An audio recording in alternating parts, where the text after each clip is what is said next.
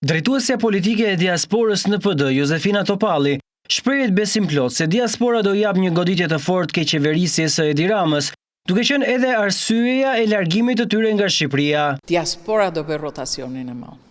Diaspora do bëjë ndryshimin historik.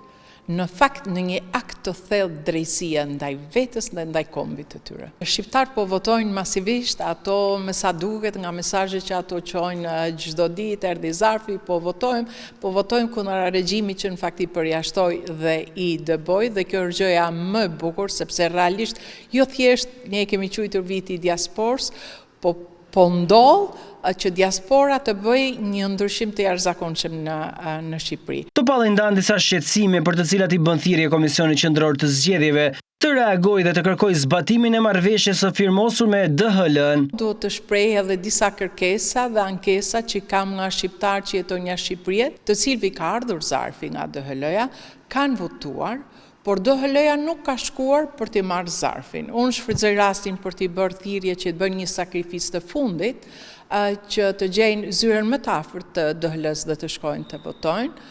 Sigurisht kam edhe informacione që në disa raste janë, për shembull, një person merr një numër shumë të madh zarfësh dhe kjo nuk më duket se është ligjore, është një shqetësim. Ndaj dhe shfrytëzoj rastin për t'i bërë thirrje KQZ-s që t'i kërkojnë DHL-s të përmbushin detyrimet ligjore dhe logjistike, sepse në fakt mos respektimi i afateve apo thyrjet e tjera të ligjit e cënojnë rënd të drejtën e votës së shqiptarëve që jetojnë jashtë kufive të Shqipërisë.